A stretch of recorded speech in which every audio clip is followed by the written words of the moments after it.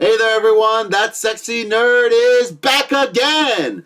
And we're here watching the new, not new, the Nostalgia Critic episode, The Mask. I actually love this movie. Honestly, I'll share this with you. That was probably the first movie I've ever seen in my life, or it's probably the earliest memory I have of watching a movie. That and Jurassic Park. I think they came out around the same time.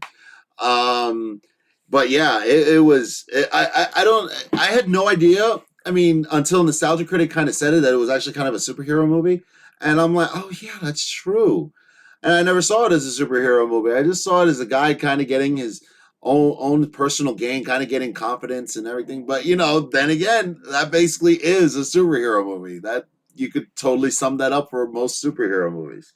But that movie's always been a big part of my life. I love that movie so much, and I want to see Doug's take on it because he clearly loves The Mask and everything. And I want to see what he says on this episode of Nostalgia Critic.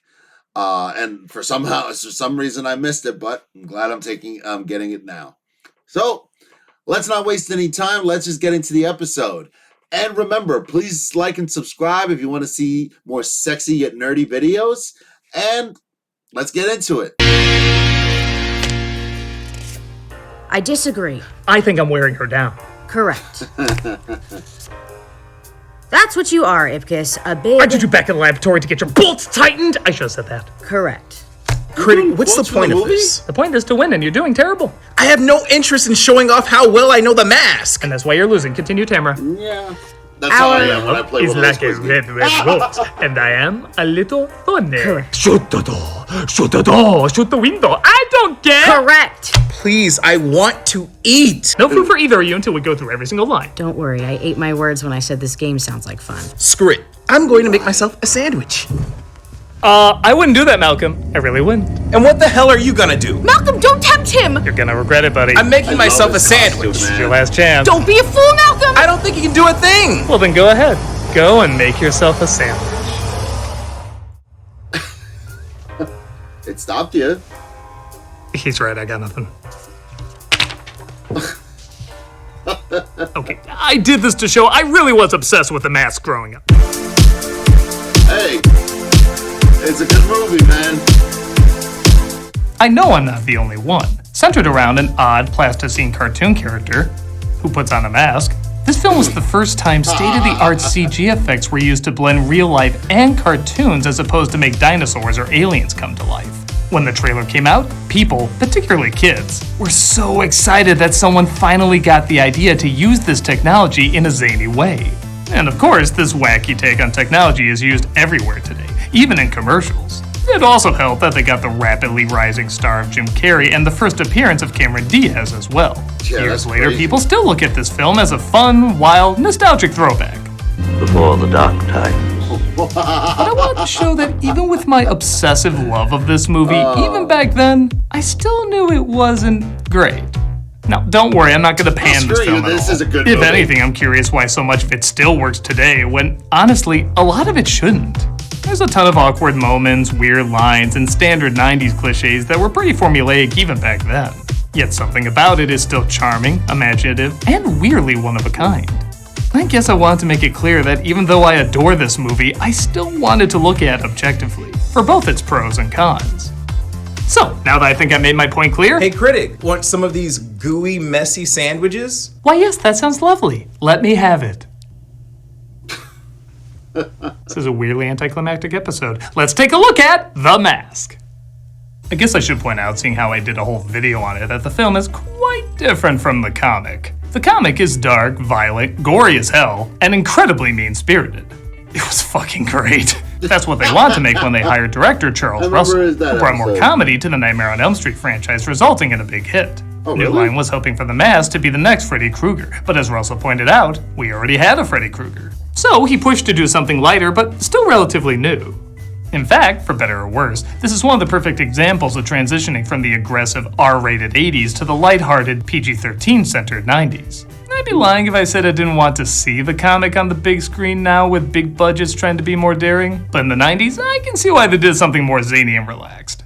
With that said, we open with credits rolling over Edge City, which which I'm pretty sure is the city from Babe 2, where a scuba diver stumbles across Jumanji but is accidentally taken out, unlocking an ancient mask. Not knowing this yet is Stanley Ipkiss, played of course by Jim Carrey, who got concert tickets for his would-be girlfriend, but she complained she wanted to take her friend with her instead of him.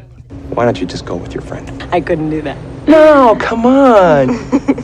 Boy, do I smell chicken, because cock. Oh boy. Was the most sickening display I've ever seen. I disagree.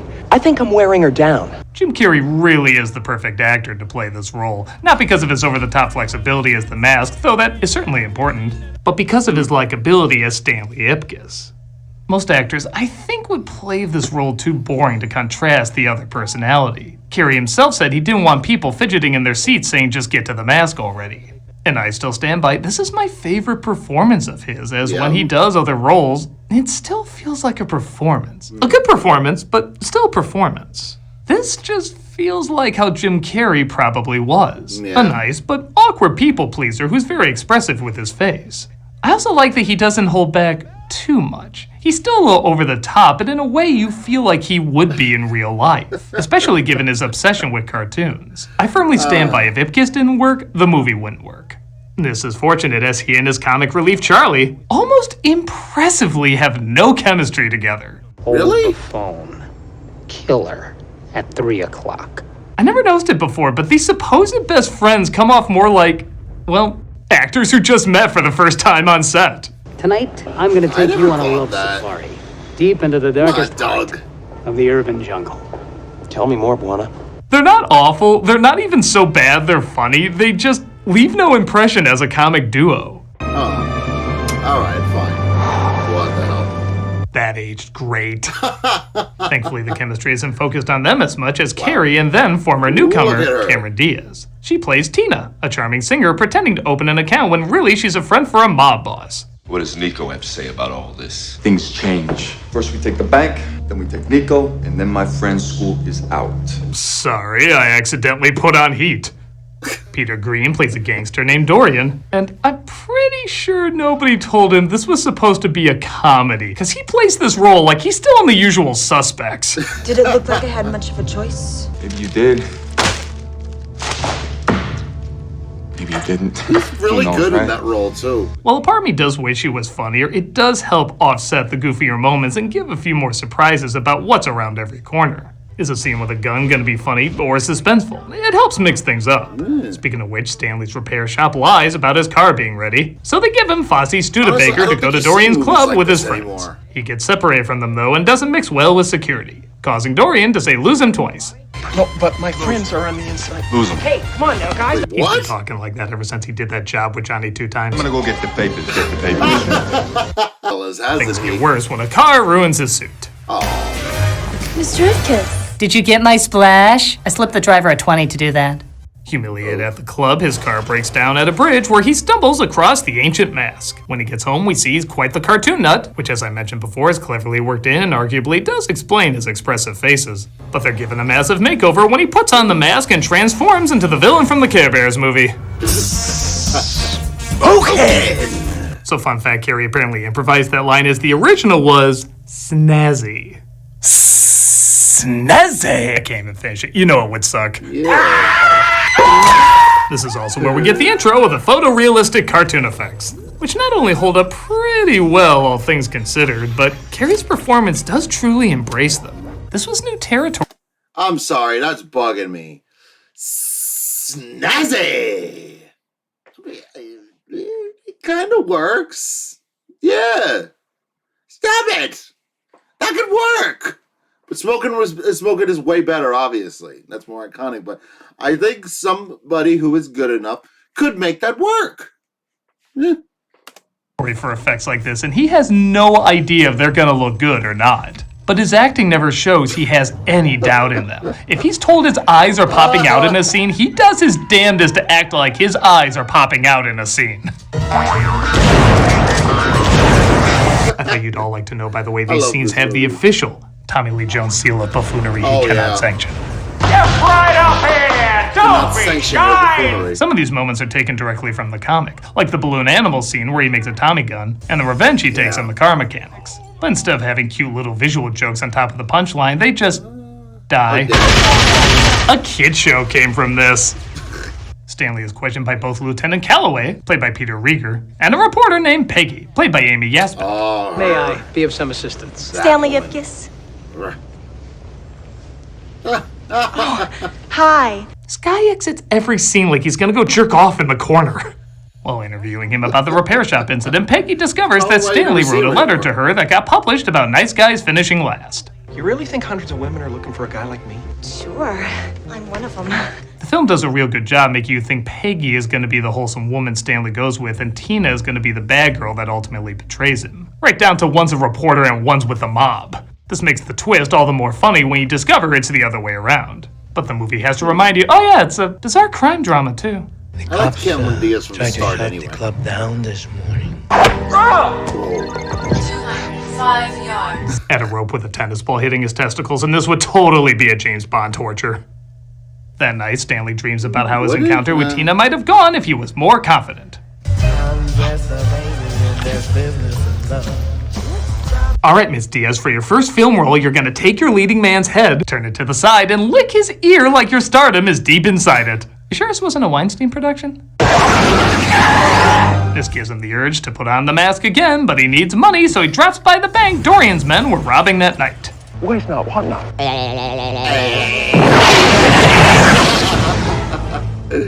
They have a look like, oh, it's that kind of movie. I thought this was a sequel to Donnie Brasco. He shows up to the club to hear Tina sing, gives one of the few effects that doesn't hold up that great, and dances to the song you're almost all-star sick of, but not quite. I guess this is as good a time as any to say the soundtrack is fucking great. Oh, that's so true. People always single out this and Cuban Pete, but honestly, every song is really fantastic in this. They are. The director said he wanted the city to really come to life at night, as the mask could only come to life at night. So he wanted it to be a very nightclub-centered world, and the music definitely helps that. Combining a strange mix of lounge, swing, and R&B, they surprisingly really go together and help already entertaining scenes explode with even more energy. I mean it, every song in this is hummable as hell.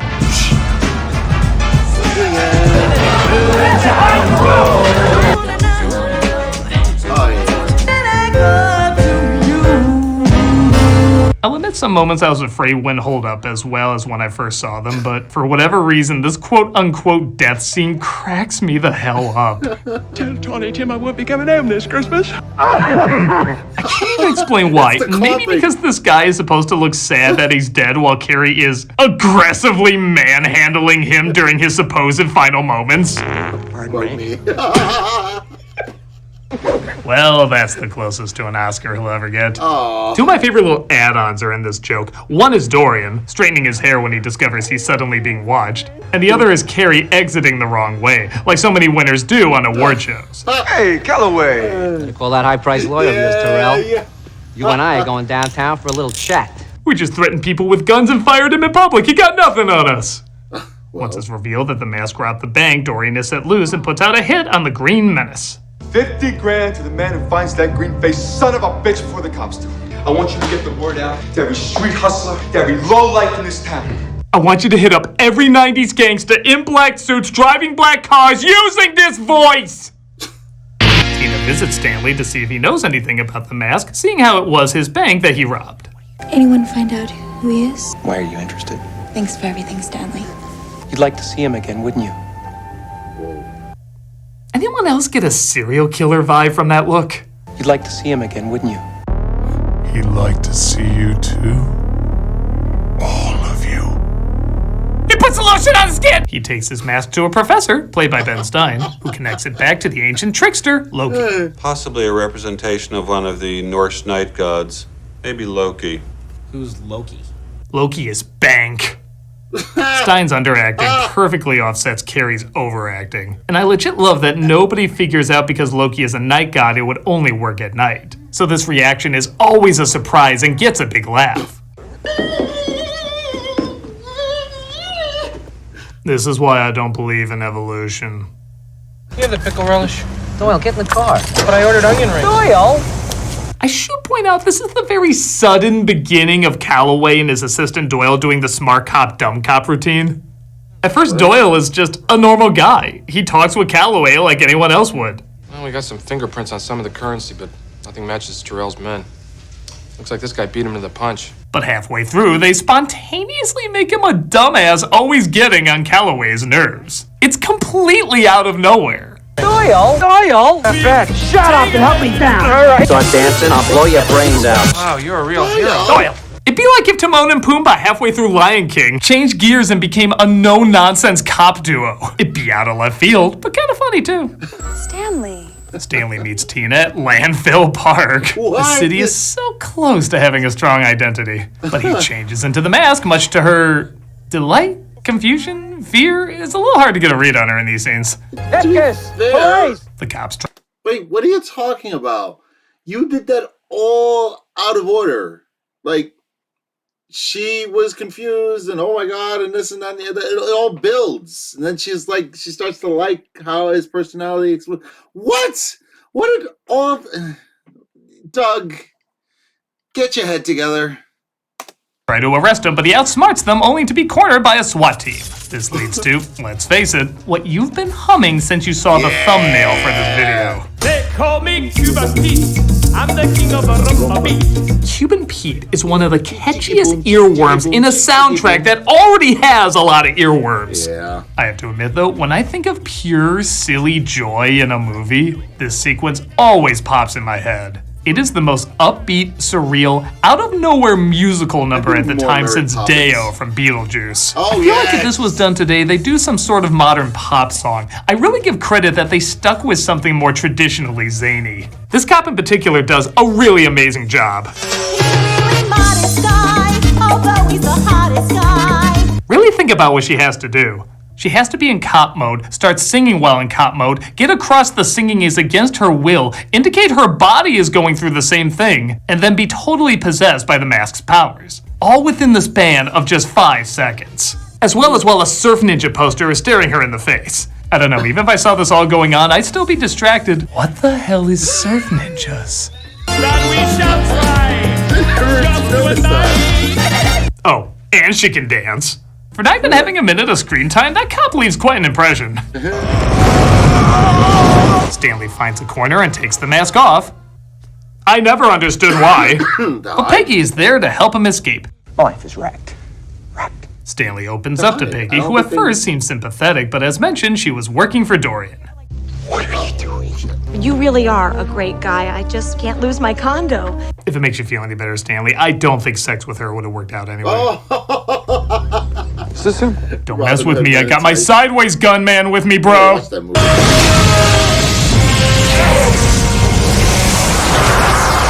This is where the movie gets a little dumb.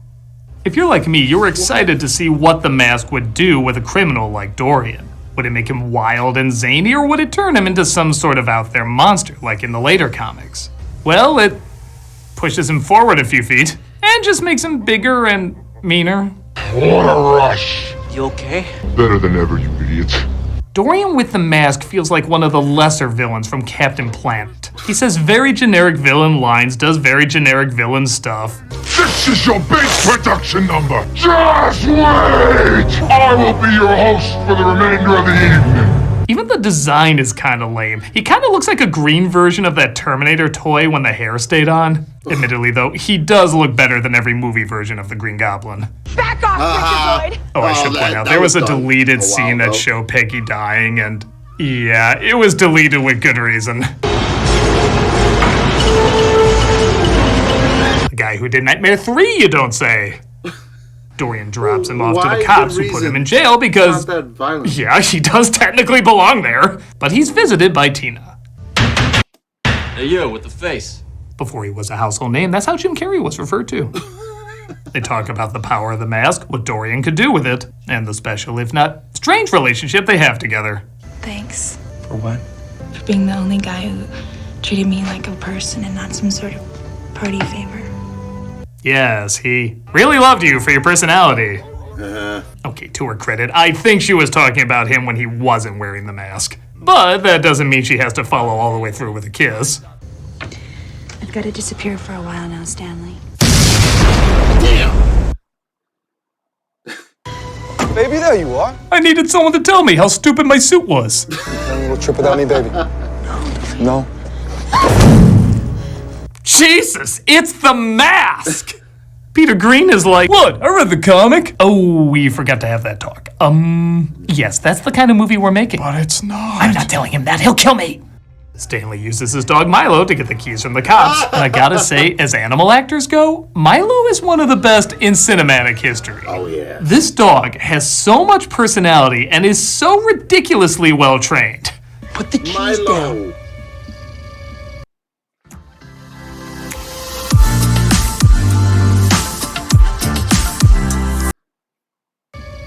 And get the keys. Go on. Over there. Over there. If there was like an animal Oscars, he would totally get an award that year. Hold it! Stanley gets out, taking Calloway with him. It may be one of the best Doyle reactions in the movie. Come on! Well, that invites no follow-ups, as Dorian gets revenge on his boss and plans to blow up the nightclub. Blow it! I was talking to her, but that works too. Grab him. Stanley is captured, but Tina has a plan of her own. There's no time for last requests. But all I wanted was a kiss. A kiss. I really didn't need to see masked Dorian's thirst face. Nobody ever kissed me like Dorian, Tyrell. You know, I saw this in every Saturday morning show ever made, but I doubt it'll end the same way those did. Oh, crap! Milo gets the mask and puts it on. This dog is actually such a good actor, no CG was used in the filming of these scenes. Stanley gets the mask back on, resulting in a weird jump cut that always drove me a little crazy. What? Oh, Christ, I have seen this film too much. I And he never uses saw his any power to jump get cut. rid of the bomb and Dorian as well.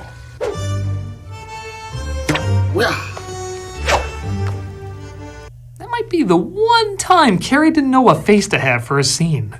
He has a look like you took the last French cruller, and I am not gonna let you forget about it. He turns back into himself and seems to be off the hook as everyone except Calloway thinks Dorian was the mask all along. I want to see you in my office first thing tomorrow. Yes, Your Honor. Boy, that doesn't sound good at all. Oh, it doesn't sound good. What would sound good to you? Breakfast. Shut up! They drive to the bridge where the mask was found and decide to get rid of it for good. You sure you know what you're doing, buddy? I'm sure. It's time to give Jamie Kennedy a chance to ruin his career. The mask is tossed over, but not before Charlie goes diving in after it. Snazzy! Yeah, that still would have sounded awful. And that was The Mask. By no means perfect, I but even said the parts it. that work are insanely likable. A lot of that is around Jim Carrey, both as The Mask, but especially Stanley Ipkiss. He gives an energized yet unique spin on the lovable loser that I feel actors have borrowed from since this film came out. But on top of that, the effects mostly hold up, it's colorful, has a great soundtrack. At times can be awkward, but I feel like that can slide because the film is so focused on giving you a good time. It's a corny, old-fashioned good time, but a good time nonetheless. So whether you obsessed over it like I did when you were a kid, maybe hated it as an adult, or were just indifferent to it, there's definitely stuff about it that's a little clunky, but a lot more that holds real merit. It's never too late to go back and give yourself another smoking good time. Oh yeah? I might If you're actually such a watch super that fan again. of the movie, what friend of Jim Carrey was also considered for the role? What does it matter? Clearly no one would be better for the part. Oh, not even Nicolas Cage?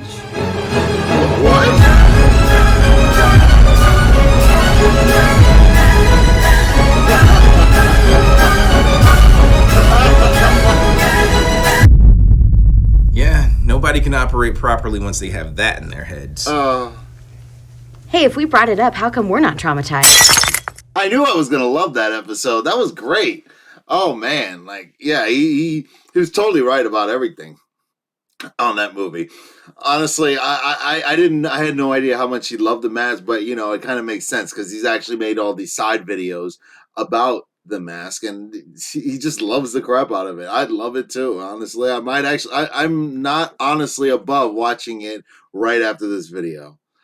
But yeah, honestly, he also brought up a good point. You know, I would love if they made a Netflix series or some sort of series based on the comics of The Mask. You know, like get it all bloody and crazy and make it all crazy like that. You know, imagine how people would respond to that.